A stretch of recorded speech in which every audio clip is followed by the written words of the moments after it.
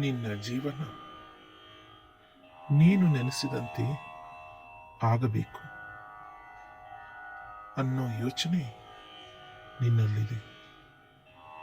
ಆದರೆ ನೀನು ಸದಾಕಾಲ ಒಳ್ಳೆಯದನ್ನೇ ಯೋಚಿಸುತ್ತಿಲ್ಲ.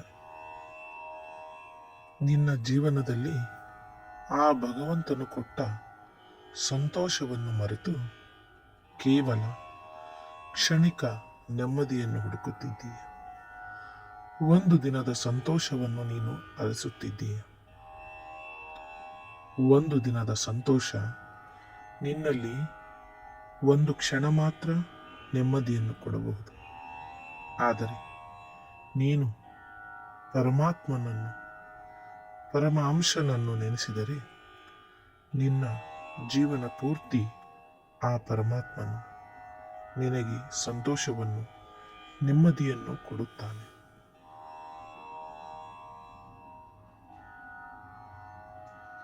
ಅದು ಹೇಗೆ ಸಾಧ್ಯ? ಇದು ಕೇವಲ ಕಲ್ಪನೆ ಎಂದು ನೀನು ಭಾವಿಸಿದ್ದಿ. ಆದರೆ ನಿನ್ನೊಳಗಿನ ಆ ಶಕ್ತಿಗೆ ಗೊತ್ತು, ನೀನು ನೆನೆಸಿದಂತೆ ನಡೆಯುತ್ತದೆ. ನೀನು 1 ರೂಪಾಯಿ ದಾನ ಮಾಡಿ ದೇವರಲ್ಲಿ 100 ರೂಪಾಯಿ ಕೊಡು ಎಂದು ಕೇಳುತ್ತೀಯ. ಆದರೆ ನೀನು 1 ರೂಪಾಯಿ ಕೊಡುವುದಕ್ಕಿಂತ ಹೆಚ್ಚಾಗಿ ಒಂದು ಪ್ರೀತಿಯ ಮಾತನ್ನು ಯಾರೊಡನೆ ಆದರೂ ಆಡು. ಅವರು ನಿಮಗೆ 100ರಷ್ಟು ಪ್ರೀತಿ ಕೊಡುತ್ತಾರೆ. ಹಾಗೆಯೇ ಒಂದು ಹಸಿದ ವ್ಯಕ್ತಿಗೆ 1 ಹೊತ್ತು ಊಟ ಕೊಟ್ಟು ನೀನು ನೆಮ್ಮದಿಯನ್ನು ಪಡೆಯುತ್ತೀಯಾ ಎಂದು ನೀನು ತಿಳಿದಿದ್ದೀಯ. ಈ 1 ಹೊತ್ತಿನ ಊಟ 1 ದಿನ ಕೊಟ್ಟರೆ ಸಾಲದು. ನಿನಗೆ ಅವಕಾಶವಿದ್ದಾಗಲೆಲ್ಲ ಹಸಿದವರಿಗೆ ಊಟ ಕೊಡು. ನಿನಗಾಗಿ ಮೃಷ್ಟಾನ್ನ ಭೋಜನವನ್ನು ಆ ಪರಮಾತ್ಮನು ಸೃಷ್ಟಿಸಿದ್ದಾನೆ. ಕೆಲವರು ಹೇಳುತ್ತಾರೆ, ನಾವು ಬದುಕಿದ್ದಾಗ ಪುಣ್ಯವನ್ನು ಮಾಡಿದರೆ ಸತ್ತ ಮೇಲೆ ಸ್ವರ್ಗಕ್ಕೆ ಹೋಗುತ್ತೇವೆ ಎಂದು. ಸ್ವರ್ಗ ನೋಡಲು ನೀನು ಸಾಯಬೇಕು. ಆದರೆ ಬದುಕಿದ್ದಾಗಲೇ 4 ದಿನ 4 ಜನರೊಡನೆ ಒಳ್ಳೆಯ ಮಾತಿನಿಂದ, ಒಳ್ಳೆಯ ಸಂವೇದನೆಯಿಂದ ನೀನು ಸ್ವರ್ಗವನ್ನು ಕಾಣಬಹುದು. ಸ್ವರ್ಗ, ನರಕ ಇವೆಲ್ಲವೂ ನಮ್ಮ ಮನದಲ್ಲಿಯೇ ಇದೆ. ಸತ್ತ ಆತ್ಮವು ಅವನ್ನು ನೋಡುವುದು ಸಹಜ. ಬದುಕಿದ್ದಾಗ ನೀನು ಅವುಗಳನ್ನು ಕಾಣಬಹುದು. ನೀನು 4 ಜನ ಸ್ನೇಹಿತರೊಡನೆ ಒಂದು ಹೂದೋಟಕ್ಕೆ ಹೋದಾಗ ನೀನು ನಕ್ಕು ನಲಿಯುವೆ. ಅದೇ 4 ಜನರೊಡನೆ ಜಗಳವಾಡಿದಾಗ ನೀನು ಬೇಸರದಲ್ಲಿರುವೆ. ಆದರೆ ನಿನಗೆ ನಿನ್ನ 4 ಜನರೊಡನೆ ಕಳೆದ ಒಳ್ಳೆಯ ಕ್ಷಣಗಳನ್ನು ನೆನೆಯಲು ಸಮಯವಿಲ್ಲ. ಅವರೊಡನೆ ಕಳೆದ ಕಹಿ ಘಟನೆಗಳನ್ನೇ ಮೆಲುಕು ಹಾಕುತ್ತೀಯ. ನೀನು ಏಕಾಗ್ರತೆಯತ್ತ ನಿನ್ನ ಗಮನವನ್ನು ಹರಿಸು. ಮನುಷ್ಯನ ಈ ಬಾಳಿನಲ್ಲಿ ಸದಾಕಾಲ ಏಕಾಗ್ರತೆ ಅವಶ್ಯಕತೆ ಇದೆ. ನೀನು ಚಂಚಲ ಮನಸ್ಸಿನಿಂದ ಯಾವ ಕೆಲಸವನ್ನು ಪೂರ್ತಿಗೊಳಿಸಲು ಆಗುವುದಿಲ್ಲ. ಏಕಾಗ್ರತೆ, ಏಕಚಿತ್ತ, ಏಕಾಂತದಲ್ಲಿ ನೀನು ಎಲ್ಲವನ್ನೂ ಸರಿಯಾಗಿ ವಿಮರ್ಶಿಸಬಲ್ಲೆ. ವಿಮರ್ಶೆ ಅದರ ಅಂತ್ಯವನ್ನು ಕಾಣುವುದು. ನೀನು ವಿಮರ್ಶೆ ಮಾಡದೆ ಯಾವುದೇ ಒಂದು ನಿರ್ಧಾರವನ್ನು ತೆಗೆದುಕೊಂಡರೆ ಅದು ಸರಿಯಾಗಿ ಕೆಲಸ ಮಾಡುವುದಿಲ್ಲ. ನೀನು ಒಳ್ಳೆಯ ಮನಸ್ಸಿನಿಂದ ಒಳ್ಳೆಯದೇ ಆಗುವುದು ಎಂದು ತಿಳಿದರೆ ನಿಜವಾಗಿಯೂ ಅದು ಒಳ್ಳೆಯದನ್ನು ಮಾತ್ರ ಮಾಡುವುದು. ನೀನು ಎಷ್ಟು ಕೆಡುಕನ್ನು ಬಯಸುತ್ತೀಯ, ಎಷ್ಟು ಕೆಟ್ಟದನ್ನು ಆಲೋಚನೆ ಮಾಡುತ್ತೀಯ, ಅಷ್ಟು ಕೆಟ್ಟದ್ದೇ ಆಗುವುದು. ಹೇಗೆ ದೇವರ ನಾಮಸ್ಮರಣೆಯಿಂದ ನಮ್ಮ ದೇಹದಲ್ಲಿ ಒಂದು ಅಪರೂಪದ ಚೇತನ ಪ್ರಕಾಶಮಾನವಾಗಿ ನಮ್ಮ ದೇಹವನ್ನು ಸಂಚರಿಸುವುದು, ಹಾಗೆಯೇ ಕೆಟ್ಟ ಯೋಚನೆಗಳು ಅದರದ್ದೇ ಆದ ಕೆಟ್ಟತನವನ್ನು ನಮ್ಮ ಸುತ್ತ ಬಂದು ನಿಲ್ಲಿಸುವುದು. ಒಂದು ವೇಳೆ ನೀನು ಮನೆಯಿಂದ ಹೊರಡುವಾಗ, ಈ ದಿನ ನನ್ನ ಎಲ್ಲ ಕೆಲಸಗಳು ಒಳ್ಳೆಯದೇ ಆಗುವುದು, ಇವತ್ತು ಒಳ್ಳೆಯ ಜನರನ್ನು ನಾನು ಭೇಟಿ ಆಗ್ತಾ ಇದ್ದೇನೆ, ಎಲ್ಲವೂ ಇವತ್ತು ಸಂತೋಷದಿಂದ ನಡೆಯುತ್ತದೆ ಎಂದು ಒಂದು ಸರಿ ಭಾವಿಸಿ ಮನೆಯಿಂದ ಹೊರಟರೆ, ಆ ದಿನದ ಪ್ರತಿಯೊಂದು ಕ್ಷಣವೂ ನೀನು ಸಂತೋಷದಿಂದ ಕಳೆಯಬಲ್ಲೆ. ನೀನು ಮನೆಯಿಂದ ಹೊರಗುವಾಗ ಹೊರಗಡೆಗೆ ಹೋದ ತಕ್ಷಣವೇ, ಅಯ್ಯೋ ಈ ದಿನ ಹೀಗಾಗೋಯ್ತಲ್ಲ, ಬಸ್ಸು ಮಿಸ್ ಆಯ್ತಲ್ಲ, ಈ ರೀತಿಯ ಒಂದು ಸಣ್ಣ ಕಲ್ಪನೆಯನ್ನು ನಿಮ್ಮ ಮನಸ್ಸಿನಲ್ಲಿ ನೆನೆಸ್ಕೊಂಡ್ರೆ, ಆ ದಿನ ಪೂರ್ತಿ ನೀವು ಅಂದುಕೊಂಡ ಯಾವ ಕೆಲಸವೂ ಸರಿಯಾಗಿ ಆಗುವುದೇ ಇಲ್ಲ. ನಿಮ್ಮ ಮಾತಿಗೆ, ನಿಮ್ಮ ಮನಸ್ಸಿಗೆ, ನಿಮ್ಮ ಕಲ್ಪನೆಗೆ ಅಗೋಚರವಾದ ಶಕ್ತಿ ಇದೆ. ಆ ಕಲ್ಪನೆಯನ್ನು ಸದಾಕಾಲ ನಿಮ್ಮ ಒಳಿತಿಗಾಗಿ, ನಿಮ್ಮವರ ಒಳಿತಿಗಾಗಿಯೇ ಉಪಯೋಗಿಸಿ.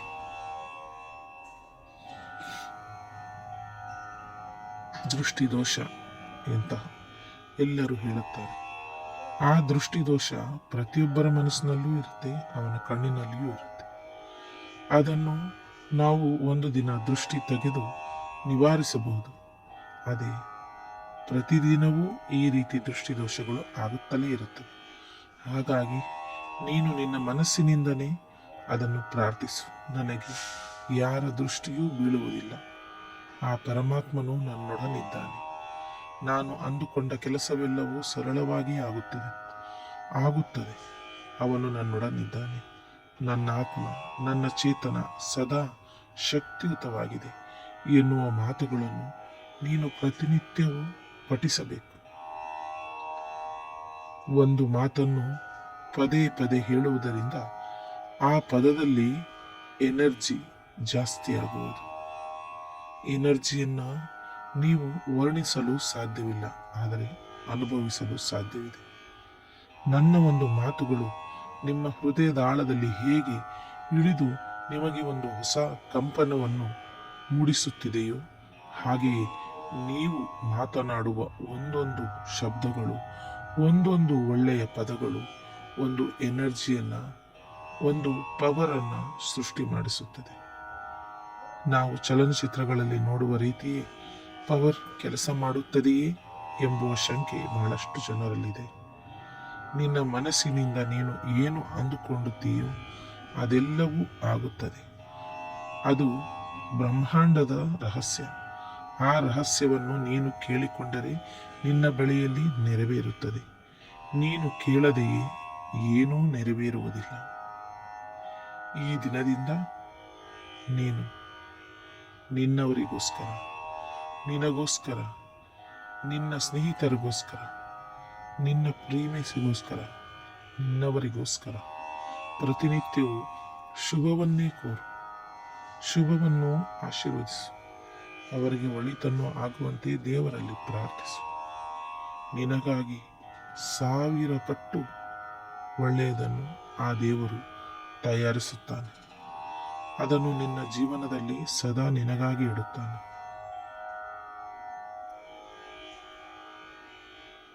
ನಿನ್ನ ಪ್ರತಿಯೊಂದು ಒಳ್ಳೆಯ ಮಾತುಗಳು ಒಳ್ಳೆಯದನ್ನು ಮಾಡಲು ನಿಂತಿದೆ. ನೀನು ನೋಡುತ್ತಿದ್ದೀಯ. ನಿನ್ನ ಜೀವನದ ಪ್ರತಿಯೊಂದು ಕಹಿ ಘಟನೆಗಳಲ್ಲಿ ನೀನು ಸಾಯುವ ಸಂದರ್ಭದಲ್ಲಿ ಅಂತಹ ಸಂದರ್ಭವನ್ನು ದೂರ ಮಾಡಲು ಒಂದು ದೇವಮಾನವನು ಬಂದೇ ಬರುತ್ತಾನೆ. ದೇವರು ಬರಲು ಸಾಧ್ಯವಿಲ್ಲ. ದೇವರು ತನ್ನ ಆಸೆಯನ್ನು, ತನ್ನ ಕಲ್ಪನೆಯನ್ನು ಮತ್ತೊಬ್ಬ ಮನುಷ್ಯನ ಮನಸ್ಸಿನಲ್ಲಿ ಮೂಡಿಸಿ ಅವನಿಂದ ನಿನಗೋಸ್ಕರ ಸಹಾಯ ಆಗುವಂತೆ ಪ್ರೇರೇಪಿಸುತ್ತಾನೆ. ನೀನು ನೆನೆದರೆ ಕಲ್ಲು ಕೂಡ ಕರಗುವುದು. ನೀನು ನೆನೆಯದಿದ್ದರೆ ಏನು ಸಹ ಆಗದು. ಈ ದಿನದಿಂದ ನೀನು ಪ್ರತಿನಿತ್ಯವೂ ಒಂದು ಮಾತನ್ನು ಹೇಳಿಕೊ. ನಾನು ಮಾಡುವ ಕೆಲಸಗಳೆಲ್ಲ ಸದಾ ಒಳ್ಳೆಯದನ್ನೇ ಮಾಡುತ್ತದೆ. ನಾನು ಹೇಳುವ ಪದಗಳು ಸದಾ ಒಳ್ಳೆಯದನ್ನೇ ಹೇಳುತ್ತದೆ. ನಾನು ಯೋಚಿಸುವ ಯೋಚನೆಗಳು ಸದಾ ಒಳ್ಳೆಯದನ್ನೇ ಮಾಡುತ್ತದೆ. ನನ್ನ ಸುತ್ತಮುತ್ತ ಇರುವವರೆಲ್ಲ ನನ್ನನ್ನು ಪ್ರೀತಿಯಿಂದ ನೋಡಿಕೊಳ್ಳುವವರು, ಸ್ನೇಹದಿಂದ ಮಾತನಾಡುವವರೇ ಇದ್ದಾರೆ. ನಾನು ಅವರೊಡನೆ ಪ್ರೀತಿಯಿಂದ ನೆಮ್ಮದಿಯಿಂದ ಇರಲು ಇಷ್ಟಪಡುತ್ತೇನೆ. ಅವರ ಕೆಟ್ಟನ ಮಾತನ್ನು ನಾನು ಕೇಳಲಾರೆ ಎಂದು ನೀನು ಹೇಗೆ ಹೇಳುತ್ತೀಯೋ ಹಾಗೆ ನಿನ್ನ ಕೆಟ್ಟ ಮಾತನ್ನು ಸಹ ಅವರು ಕೇಳಲಾರರು. ನೀನು ಕೆಟ್ಟ ಮಾತುಗಳನ್ನು, ಕೆಟ್ಟ ಯೋಚನೆಗಳನ್ನು ಆದಷ್ಟು ನಿನ್ನ ಮನಸ್ಸಿನಿಂದ, ನಿನ್ನ ದೇಹದಿಂದ, ನಿನ್ನ ಮನೆಯಿಂದ ಹೊರಗಿಡು. ಸದಾಕಾಲ ಆ ಪರಮಾತ್ಮನನ್ನು ಪ್ರಾರ್ಥಿಸು. ನೀನು ಪ್ರಾರ್ಥಿಸಿದರೆ ಪರಮಾತ್ಮನು ನಿನ್ನನ್ನು ಭೇಟಿಯಾಗಲು ಕ್ಷಣ ಮಾತ್ರದಲ್ಲಿ ಬರುವನು. ಆದರೆ ನೀನು ಅವನನ್ನು ಕರೆಯುತ್ತಿಲ್ಲ. ಈ ದಿನದಿಂದ ನೀನು ನಿನ್ನ ಪರಮಾತ್ಮನನ್ನು ಕರಿ. ಅವನಲ್ಲಿ ನಿನ್ನ ಪ್ರಾರ್ಥನೆಯನ್ನು ಹೇಳಿಕೊ. ನಿನಗಾಗಬೇಕಾದ ಕೆಲಸಗಳನ್ನು ಹೇಳಿಕೊ. ಆದಷ್ಟು ಪರಿಶುದ್ಧವಾದ ಒಳ್ಳೆಯ ಮಾತುಗಳನ್ನೇ ಆಡು. ನಿನಗಾಗಿ ಆ ಪರಮಾತ್ಮನು ಪರಿಶುದ್ಧವಾದ ಕೆಲಸಗಳನ್ನೇ ಮಾಡುತ್ತಾನೆ.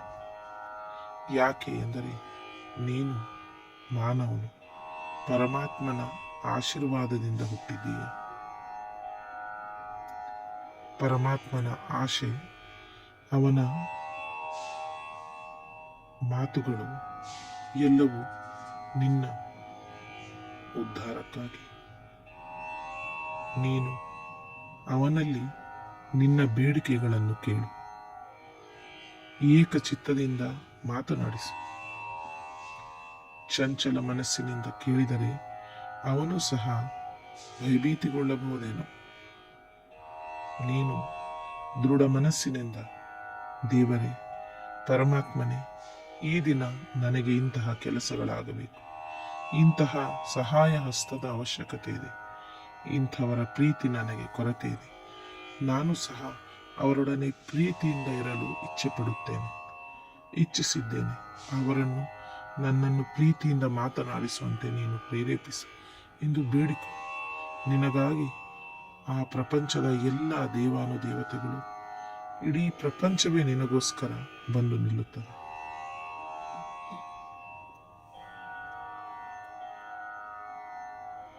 ಈ ದಿನದಿಂದ ನಿನ್ನ ಮನೆಯಲ್ಲಿ ಸದಾ ನೆಮ್ಮದಿಯ ವಾಸನೆ, ನೆಮ್ಮದಿಯ ಸುವಾಸನೆ. ವಾಸನೆ ಎಂಬುದು ಕೇವಲ ನಿನ್ನ ಶ್ವಾಸಕೋಶದ ಮುಖಾಂತರ ನಿನ್ನ ದೇಹ ಸೇರುವುದಲ್ಲ, ನಿನ್ನ ಆತ್ಮವನ್ನು ಸೇರುವುದು. ನೀನು ಸದಾ ಪ್ರತಿನಿತ್ಯ ನೆಮ್ಮದಿಯಾಗಿ ಇರಬೇಕಾದರೆ ಅರ್ಧ ಗಂಟೆಗಳ ಕಾಲ ಒಂದು ಒಳ್ಳೆ ಪ್ರಶಾಂತವಾದ ಸ್ಥಳದಲ್ಲಿ ಕುಳಿತುಕೊಂಡು ನೀನು ಧ್ಯಾನ ಸ್ಥಿತಿಗೆ ಹೋಗಿ ಆ ಪರಮಾತ್ಮನನ್ನು ಪ್ರಾರ್ಥಿಸು. ಪರಮಾತ್ಮನು ಯಾರನ್ನು ಜರಿಯುವುದಿಲ್ಲ, ಯಾರನ್ನು ದ್ವೇಷಿಸುವುದಿಲ್ಲ. ಬಡವನು, ಶ್ರೀಮಂತನು, ಜಾತಿಗಳ ಗೋತ್ರಗಳ ಭೇದವು ಅವನಲ್ಲಿಲ್ಲ. ನಿನ್ನ ಏಕಚಿತ್ತ, ನಿನ್ನ ಆಳದ ಮಾತು, ನಿನ್ನ ಹೃದಯದ ಭಾವನೆ ಎಷ್ಟು ಸ್ವಚ್ಛವಾಗಿ ನಿನ್ನೊಡನೆ ಇದೆಯೋ ಅಷ್ಟೇ ಸ್ವಚ್ಛವಾಗಿ, ಅಷ್ಟೇ ಪರಿಪೂರ್ಣನಾಗಿ ಆ ಪರಮಾತ್ಮನು ನಿನ್ನ ಆಸೆಗಳನ್ನು, ನಿನ್ನ ಒಳಿತಿಗಾಗಿ ತಯಾರಾಗಿದ್ದಾನೆ. ಅವನ ಮಾತುಗಳು ನಿನ್ನ ಕಿವಿಗೆ ಬೀಳಲು ಸಮಯ ಬಂದಿದೆ. ನೀನು ಪರಮಾತ್ಮನಿಗೋಸ್ಕರ, ಅವನ ಮಾತಿಗೋಸ್ಕರ, ಅವನ ಪ್ರೀತಿಗೋಸ್ಕರ ನಿನ್ನ ಹೃದಯವನ್ನು ತೆರೆದಿಡು. ನೋಡು, ಅಲ್ಲಿ ನಿನಗಾಗಿ ಹಲವಾರು ಸಕಲ ಸಂಪತ್ತು, ಆಯುಷ್ಯು, ಆರೋಗ್ಯದ ಬಾಗಿಲುಗಳನ್ನು ಆ ಪರಮಾತ್ಮನು ತೆಗೆದಿಟ್ಟಿದ್ದಾನೆ. ನೀನು ಅವುಗಳನ್ನು ನೋಡುತ್ತಲೇ ಇಲ್ಲ. ಆದರೆ ಈ ದಿನದಿಂದ ನೀನು ಎಲ್ಲವನ್ನೂ ಗಮನಿಸುತ್ತಿದ್ದೀಯ. ನಿನಗಾಗಿ ಒಳ್ಳೆಯದನ್ನು ಆ ಪರಮಾತ್ಮನು ಕೊಟ್ಟಿದ್ದಾನೆ. ಅದನ್ನು ನೀನು ಸ್ವೀಕರಿಸಿದ್ದೀಯ. ಆ ದೇವರು ನಿನಗೆ ಆರೋಗ್ಯವನ್ನು ಕೊಟ್ಟಿದ್ದಾನೆ, ನಿನಗೆ ಒಳ್ಳೆಯ ದೇಹವನ್ನು ಕೊಟ್ಟಿದ್ದಾನೆ, ಒಳ್ಳೆಯ ಮನಸ್ಸನ್ನು ಕೊಟ್ಟಿದ್ದಾನೆ, ಒಳ್ಳೆಯ ಆಕಾರವನ್ನು ಕೊಟ್ಟಿದ್ದಾನೆ. ಒಳ್ಳೆಯ ಕುಟುಂಬಸ್ಥರನ್ನು ನಿನಗೆ ಕೊಟ್ಟಿದ್ದಾನೆ. ನೀನು ಅದನ್ನು ಸದಾಕಾಲ ಕೃತಜ್ಞತೆಯಿಂದ ಸ್ವೀಕರಿಸು. ಪ್ರಪಂಚದಲ್ಲಿ, ಈ ಜಗತ್ತಿನಲ್ಲಿ, ಪರಮಾತ್ಮನ ಸೃಷ್ಟಿಯಲ್ಲಿ ಎಷ್ಟೋ ಮನುಷ್ಯರಿದ್ದಾರೆ. ಎಷ್ಟೋ ಜನರಿಗೆ ಅವರ ದೇಹದ ಅಂಗವೈಫಲ್ಯಗಳುಂಟು. ಆದರೂ ಅವರು ಮನಸ್ಸಿನಿಂದ ಪರಮಾತ್ಮನನ್ನು ಸದಾ ಕಾಲ ಪ್ರಾರ್ಥಿಸುತ್ತಾ ಯಶಸ್ಸಿನ ದಾರಿಯಲ್ಲಿಯೇ ನಡೆಯುತ್ತಿದ್ದಾರೆ. ಕಾಲಿಲ್ಲದವನು ಓಡಿ ಪದಕವನ್ನು ಗೆಲ್ಲುತ್ತಿದ್ದಾನೆ. ಕೈಯಿಲ್ಲದವನು ಏನೇನೋ ಸಾಧನೆಗಳನ್ನು ಮಾಡುತ್ತಿದ್ದಾನೆ ಎಂಬುದು ನಿನಗೆ ಗೊತ್ತಿದೆ. ನಮಗೆ ದೇವರು ಎಲ್ಲವನ್ನು ಕೊಟ್ಟಿದ್ದಾನೆ. ಆದರೆ ನಾವು ಬೇರೆಯವರ ಅನ್ಯಾಯದ ಮಾತುಗಳು, ಅವರು ಮಾಡಿದ ಮೋಸಗಳು, ಅವರು ನಮ್ಮೊಡನೆ ನಡೆದುಕೊಂಡ ಕೆಟ್ಟ ರೀತಿಗಳನ್ನು ನೆನೆಸಿಕೊಂಡು ನಿನಗಾಗಿ ದೇವರು ಕೊಟ್ಟ ಒಳ್ಳೆಯ ದಿನಗಳನ್ನು, ಒಳ್ಳೆಯ ಅವಕಾಶಗಳನ್ನು ಹಾಳು ಮಾಡುತ್ತಿದ್ದೀವಿ. ಈ ದಿನದಿಂದ ನಮ್ಮನ್ನು ದ್ವೇಷಿಸುವವರನ್ನು ನಾವು ನೆನೆದುಕೊಳ್ಳದೆ, ನಮಗಾಗಿ ಒಳ್ಳೆಯದನ್ನು ಕೊಡುವ, ಒಳ್ಳೆಯದನ್ನು ಮಾಡುವ ಸ್ನೇಹಿತರನ್ನು, ಪರಮಾತ್ಮನನ್ನು ಸದಾಕಾಲ ಪ್ರಾರ್ಥಿಸುತ್ತಾ ಶುಭವನ್ನು ಕೋರೋಣ. ನೀನು ಎಷ್ಟು ಶುಭವಾದ ಮಾತುಗಳನ್ನು ಆಡುತ್ತೀಯೋ, ನಿನಗಾಗಿ ಅಷ್ಟೇ ಶುಭದ ಸಂದೇಶಗಳು, ಶುಭ ವಾರ್ತೆಗಳು ನಿನ್ನ ಬಳಿಯಲ್ಲಿ ಬರುತ್ತದೆ.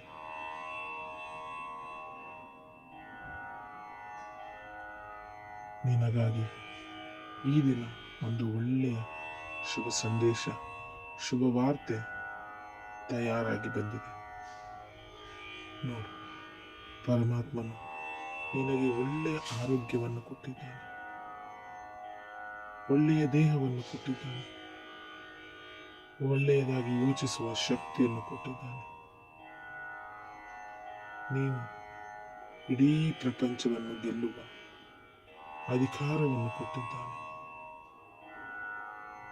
ನೀನು ಎಲ್ಲವನ್ನು ಗೆಲ್ಲುತ್ತಾ ಇದ್ದೀಯ, ಗೆಲ್ಲುತ್ತಲೇ ಇರುತ್ತೀಯ. ನೀನು ಹೋದಲ್ಲಿ ಬಂದಲ್ಲಿ ಎಲ್ಲ ಕಡೆ ನಿನ್ನ ಸ್ನೇಹಿತರು, ನಿನ್ನ ಕಾರ್ಯವರ್ಗದ ಸ್ನೇಹಿತರು, ನಿನ್ನ ಕುಟುಂಬಸ್ಥರು ಸದಾ ಸೌಖ್ಯದಿಂದ ಇರುತ್ತಾರೆ. ಯಾಕೆ ಎಂದರೆ ನೀನು ಪರಮಾತ್ಮನ ಬಿಂದು. ನಿನ್ನ ಪ್ರಾರ್ಥನೆಯಿಂದ ನೀನು ಪರಿಶುದ್ಧನಾಗಿದ್ದೀಯ. ನೀನು ಎಲ್ಲಿಗೆ ಹೋಗುತ್ತೀಯೋ, ಎಲ್ಲಿಂದ ಬರುತ್ತೀಯೋ, ಅಲ್ಲೆಲ್ಲವೂ ನಿನ್ನದೇ ಆದ ಒಂದು ಪ್ರಕಾಶತೆ, ಒಂದು ಬೆಳಕು ಹರಿಯುತ್ತದೆ. ಆ ಬೆಳಕನ್ನು ನೀನು ನೋಡು.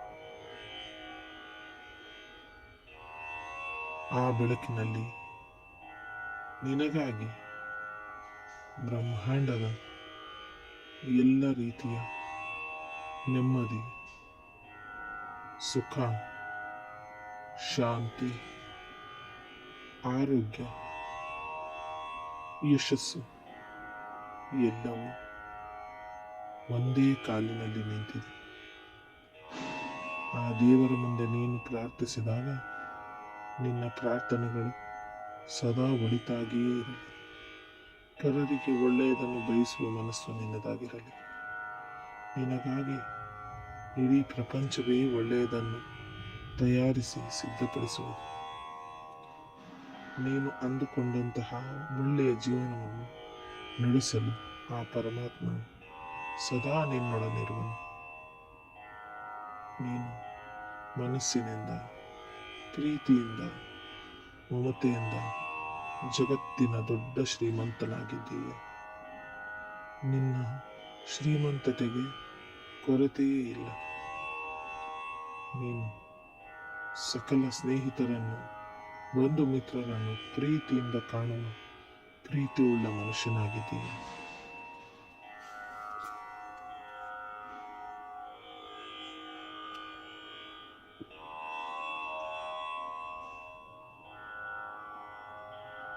ನಿನ್ನ ದೇಹದಲ್ಲಿ ವಿಶೇಷವಾದ ಕಂಪನ, ನಿನ್ನ ಆತ್ಮದಿಂದ ಪ್ರೀತಿಯ ಕಂಪನ,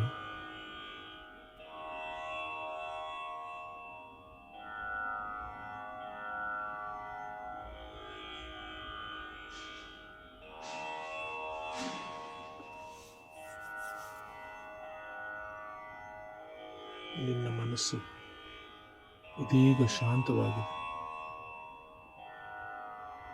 ನೀನು ಒಂದೇ ಜಾಗದಲ್ಲಿ ಬಹಳ ಹೊತ್ತು ಕುಳಿತಿದ್ದೀಯ.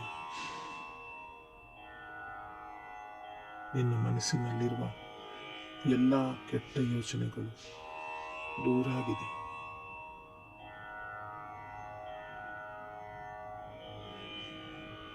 ನೀನು ನಿನ್ನ ದೇಹವನ್ನು, ನಿನ್ನ ಆತ್ಮವನ್ನು ಪ್ರತಿನಿತ್ಯ ಪರಿಶುದ್ಧಗೊಳಿಸುತ್ತಿದ್ದೀಯ.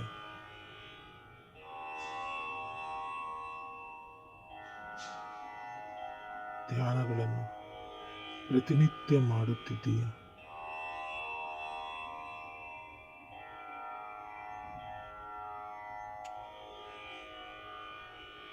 ಪ್ರತಿನಿತ್ಯವೂ ನಿನ್ನವರಿಗಾಗಿ ಶುಭವನ್ನು ಕೋರುತ್ತಿದ್ದೀಯ.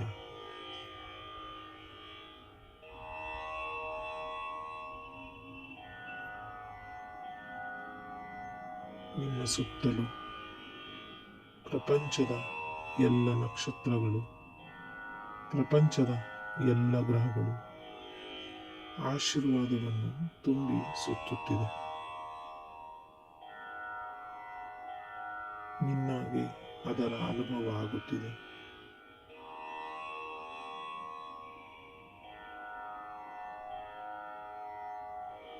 ನಿನ್ನ ದೇಹದ ಪ್ರತಿಯೊಂದು ಭಾಗದಲ್ಲೂ, ರೋಮ ರೋಮದಲ್ಲೂ ವೈಬ್ರೇಷನ್ ಪ್ರಾರಂಭವಾಗಿದೆ. ಕಂಪನಗಳು ಪ್ರತಿಬಿಂಬಿಸುತ್ತಿದೆ.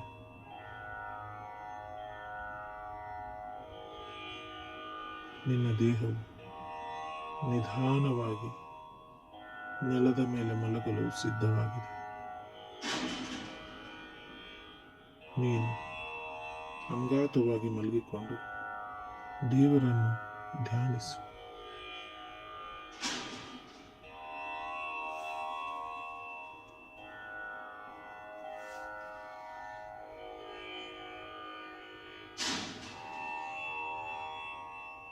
ನೋಡು, ನಿನ್ನ ದೇಹವನ್ನು ಪರಿಪೂರ್ಣವಾಗಿ ನೋಡು. ನಿನ್ನ ದೇಹದಲ್ಲಿ ಆಗುತ್ತಿರುವ ನೋವುಗಳಿಗೆ ಹೇಳು, ನಾನು ಸದೃಢನಾಗಿದ್ದೇನೆ, ನನಗೆ ಯಾವುದೇ ತರಹದ ತೊಂದರೆಗಳಿಲ್ಲ, ನಾನು ಆರೋಗ್ಯವಾಗಿದ್ದೇನೆ.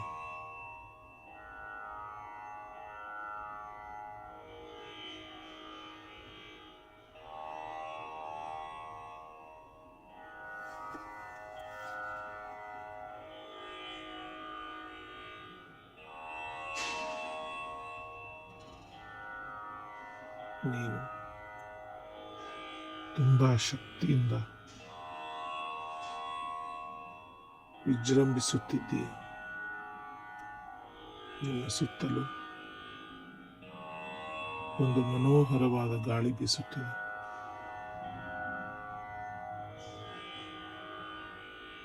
ನಿನ್ನ ದೇಹ ಹಗುರಾಗಿದೆ.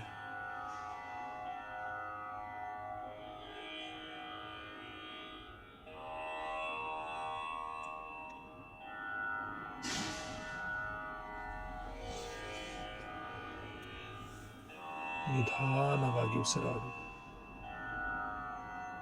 ನಿಧಾನವಾಗಿ ಉಸಿರಾಡುತ್ತಿದ್ದೀಯ. ನಿನ್ನ ಹೊಟ್ಟೆಯಲ್ಲಿ ಇರುವ ಎಲ್ಲ ಸಂಕಟವು ನೀನು ಬಿಡುವ ಉಸಿರಿನಲ್ಲಿ ಕರಗಿ ಹೋಗುತ್ತಿದೆ. ನೀನು ನಿನ್ನ ದೇಹವನ್ನು ನೆಮ್ಮದಿಯಿಂದ ಶಾಂತಗೊಳಿಸುತ್ತಿದ್ದೀಯ.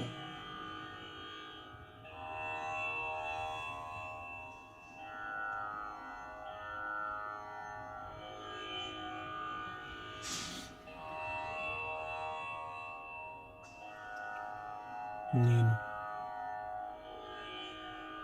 ಆಕಾಶದಲ್ಲಿ ಹಾರಾಡುತ್ತಿದ್ದೀಯ. ನಿನ್ನ ಆತ್ಮವು ಪರಮಾತ್ಮನನ್ನು ಭೇಟಿಯಾಗಲು ಚಡಪಡಿಸುತ್ತಿದೆ. ಪರಮಾತ್ಮನು ನಿನ್ನನ್ನು ಭೇಟಿಯಾಗಲು ಪರಿತಪಿಸುತ್ತಿದ್ದಾನೆ.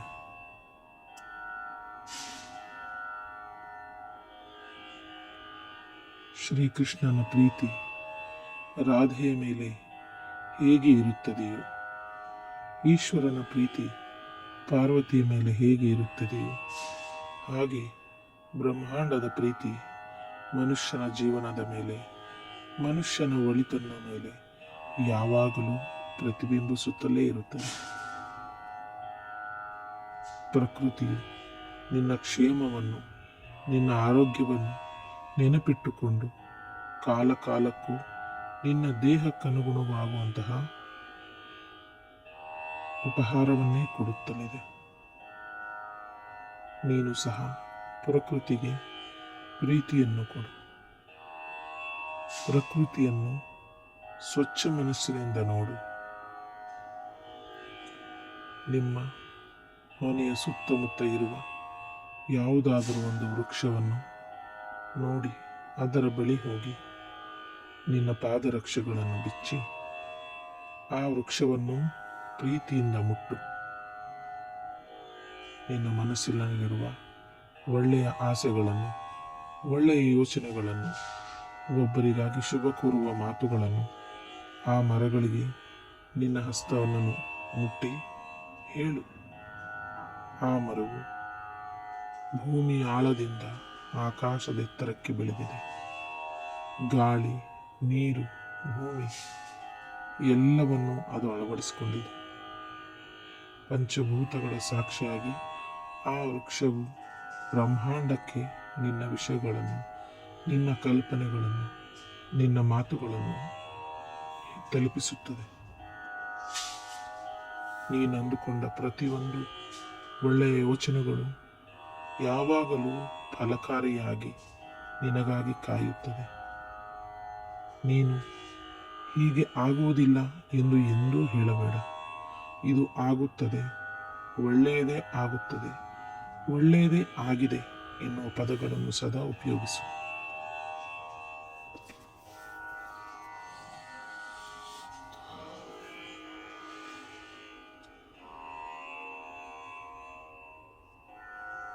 ನಿಧಾನವಾಗಿ ಉಸಿರನ್ನು, ಸರಳವಾಗಿ ಉಸಿರನ್ನು ಸ್ವೀಕರಿಸು. ನಿನ್ನ ದೇಹ, ನಿನ್ನ ಮನಸ್ಸು, ನಿನ್ನ ಆತ್ಮ ಇದೀಗ ಹಗುರಾಗಿದೆ. ಝರಿಯ ನೀರಂತೆ ನಿಧಾನವಾಗಿ ಹರಿಯುತ್ತಿದೆ. ನಿನ್ನ ದೇಹದಲ್ಲಿರುವ ಎಲ್ಲ ದಣಿವು ದೂರಾಗಿದೆ. ನೋಡು, ನಿನ್ನ ದಣಿವೆಲ್ಲ ನಿನ್ನಿಂದ ದೂರ ಹೋಗುತ್ತಿದೆ. ನಿನ್ನ ಬೇಜಾರೆಲ್ಲ ನಿನ್ನಿಂದ ದೂರ ಹೋಗುತ್ತಿದೆ. ಪ್ರಕೃತಿಯ ಪ್ರೀತಿ ನಿನ್ನ ಮನಸ್ಸಿಗೆ ಬಂದು ಸೇರುತ್ತಿದೆ.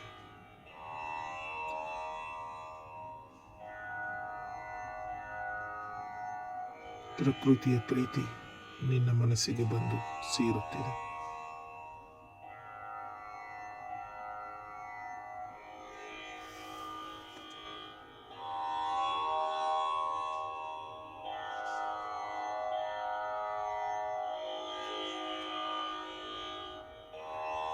ನೀನು ನಿಧಾನವಾಗಿ ನಿನ್ನ ಕೈಗಳನ್ನು ಉಜ್ಜುತ್ತಾ ನಿನ್ನ ಕಣ್ಣಿನ ಮೇಲೆ ಸ್ಪರ್ಶಿಸು. ನಿನ್ನ ಮುಖವನ್ನು ಸ್ಪರ್ಶಿಸು. ನಿಧಾನವಾಗಿ ಕಣ್ಣುಗಳನ್ನು ತೆರೆದು ಬ್ರಹ್ಮಾಂಡದ ಬೆಳಕನ್ನು ನೋಡು. ನಿನಗಾಗಿ ಇಡೀ ವಿಶ್ವವೇ ಪ್ರೀತಿಯನ್ನು, ನೆಮ್ಮದಿಯನ್ನು, ಯಶಸ್ಸನ್ನು ತಂದುಕೊಟ್ಟಿದೆ. ನೀನು ಪರಿಶುದ್ಧವಾಗಿದ್ದೀಯ. ಆ ಪರಮಾತ್ಮನು ನಿನ್ನೊಳಗೆ ಇದ್ದಾನೆ. ನಿನ್ನ ಮಾತುಗಳನ್ನು ಕೇಳುತ್ತಿದ್ದಾನೆ. ಓಂ ವಿಶ್ವನೇತ್ರಂ, ಓಂ ವಿಶ್ವನೇತ್ರಂ, ಓಂ ವಿಶ್ವನೇತ್ರಂ. ಸರ್ವೇ ಜನಂ ಸುಖಿನೋ ಭವಂತು. ಓಂ ವಿಶ್ವನೇತ್ರ.